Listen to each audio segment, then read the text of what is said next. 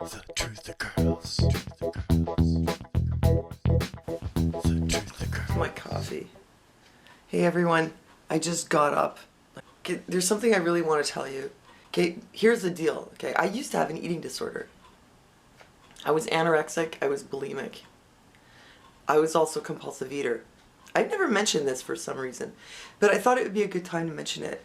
Especially after I did this video, posted this video yesterday about veganism and why I'm not vegan. For as many people here like who might tell me you should go vegan, I have people saying you should do the GAPS diet. So, you know, people have their opinions. And everybody can do whatever they want. The only thing I don't like is when I see people trying to shame other people for their choices. You make your choices that are good for you. You don't have to shame other people for not having the same choices. And about my eating disorder, that has something to do with why I don't have any one particular diet. Eating disorder, whether you're a compulsive eater or whether you don't eat enough, you compulsively starve yourself, or whether you eat compulsively and you make yourself throw up, it's like an obsessive compulsive disorder. I had this problem. I know the kind of hell that it is. I know what it's like to wake up in the morning and your mind is like a ticker tape running about what you ate, how many calories, what you want to eat, what you can't eat, what you, this, that, you know? I know what that's like. I know what it's like to walk around all day with that ticker tape in your head. I know what it's like to be at war with your body and your food. I know that it's really horrible. And it's not just people who are skinny from being anorexic who suffer like that. It's anyone who's sort of obsessive compulsive about their food and their weight. You know, they might look okay on the outside, but inside they suffer. And I had this problem. And I suffered from it really badly, actually. First I was anorexic. I was starving myself all the time. After a while I couldn't keep that up, and I would start binging on food. Because you know, when you don't eat for a long time, you start feeling deprived. I would binge. Sometimes I'd make myself throw up. Eventually, you know, I couldn't do the starving anymore, and I was just binging, and I just kept eating. I couldn't control it anymore. And then I'd feel really guilty, and I'd feel bad about myself. It was like a vicious cycle. I was making my coffee. Can't talk while I pour coffee. Okay, so I got my coffee. So you can come here, sit here with me while I have my coffee. Let's have coffee together.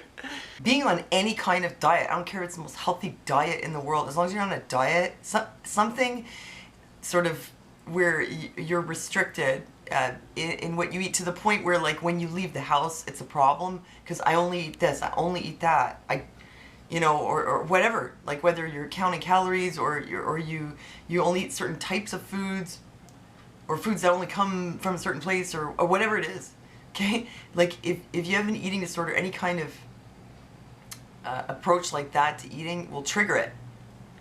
The way to break that is not to just shift your obsession or your compulsion. So actually I have to be very careful not to be obsessive with my food.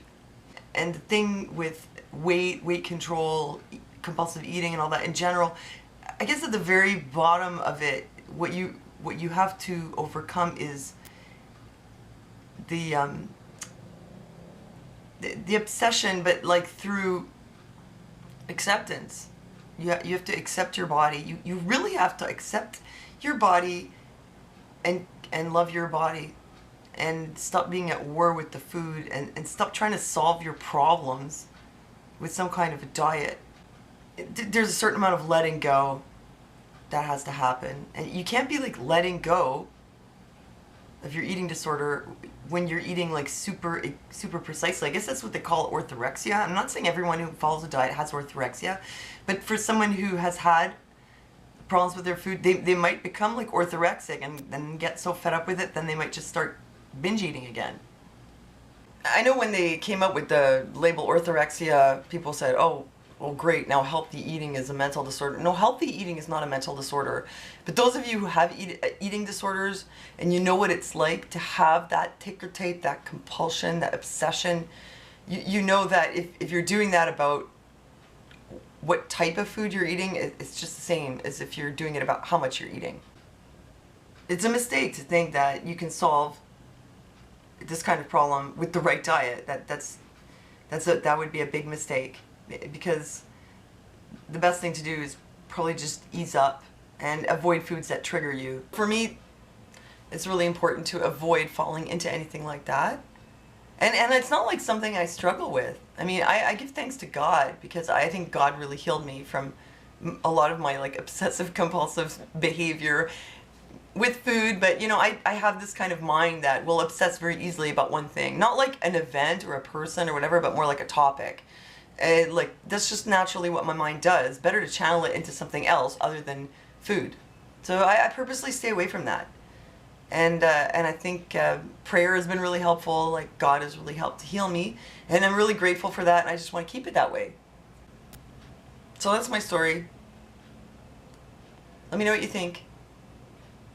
Leave me your comments below. Thanks for giving me a thumbs up. Thanks for listening to me, and I'll see you next time.